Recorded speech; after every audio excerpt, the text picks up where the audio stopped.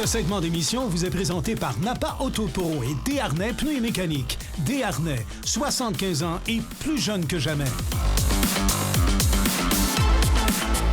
Nous sommes présentement chez Desharnais Pneus et Mécaniques. Je suis en compagnie de Danny Bellil. Salut, Danny. Salut, Daniel. Ça va bien? Très bien, merci. Alors, Danny, première chronique mécanique. Évidemment, il faut parler de la préparation de sa voiture en vue de l'hiver qui s'en vient.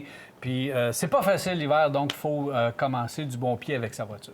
Effectivement, puis il y a toujours des points cruciaux à observer. Premièrement, les liquides, on va s'entendre, que ce soit les liquides de changement d'huile. Souvent, les gens, là, de plus en plus, les gens disent on ne roule plus beaucoup avec notre véhicule. 2 changements d'huile minimum par année avant l'hiver, avant les intempéries, la température froide et au printemps. Je pense que c'est un must. Ensuite de ça, la visibilité. On peut rire un peu, mais des essuie-glaces qui ne fonctionnent pas très bien durant l'été, c'est tel que tel. Des essuie-glaces qui ne fonctionnent pas bien pendant l'hiver, ça peut créer une problématique pas mal plus grande.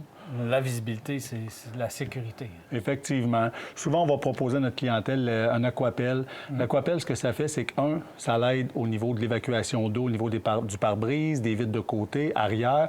De mon côté, j'en mets à peu près dans toutes mes vitres au niveau de l'automobile. Ça fait un excellent travail. C'est plus facile aussi pour le dégel. Quand les fenêtres sont gelées, ça fait une bonne job. Très, très important.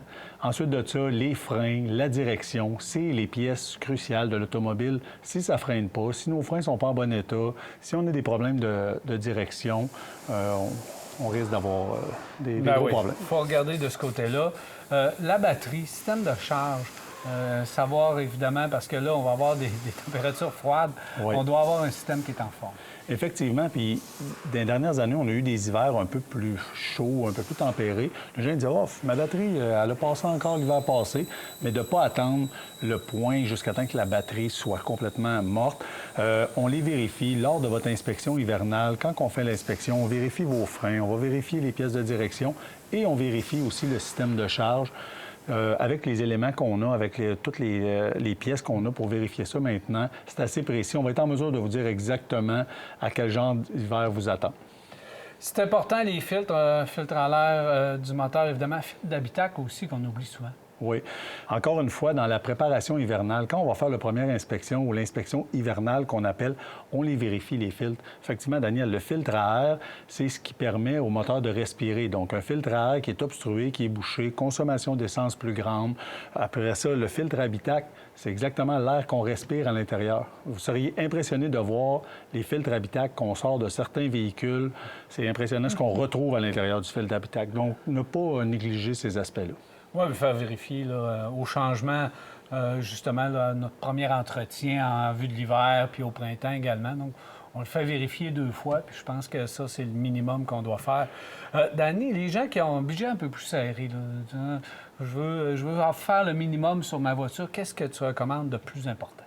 Bien, de plus important, c'est l'inspection générale avec le changement d'huile. Parce qu'avec le changement d'huile, comme j'expliquais tantôt, le système de charge est vérifié, on est sûr que notre batterie est correcte. 2, on va vérifier les essuie-glaces, on va vérifier les filtres, on va vérifier aussi les niveaux des autres liquides, le liquide de refroidissement, ces choses-là. Donc, on est en mesure de dire au client son véhicule est-il sécuritaire pour l'hiver. S'il y a des bruits, s'il y a des cognements, s'il y a des bruits bizarres au niveau du véhicule, bien là, à ce moment-là, c'est au client de peut-être nous aviser, de dire j'ai un petit bruit de cognement au niveau de la direction, mais là, on peut pousser notre expertise un peu plus loin puis faire des vérifications supplémentaires. Vous allez pouvoir lui dire exactement où en est rendu l'usure de certaines composantes, qu'est-ce qui est à faire tout de suite urgent pour la sécurité et le reste, bien, on peut l'étaler dans le temps pour éviter des coûts trop onéreux. Effectivement, d'arriver avec une cédule, si on peut dire, de réparation. Mais le meilleur juge d'un véhicule, vous comprenez que c'est le propriétaire du véhicule. Si le propriétaire arrive et dit « j'ai tel type de bruit, tel type de silement ou ces choses-là », bien, ça l'aide le garagiste comme Desharnais, de prendre les bonnes décisions puis d'arriver avec un diagnostic beaucoup plus précis pour le véhicule. Danny Bellil, merci beaucoup. Merci, Daniel.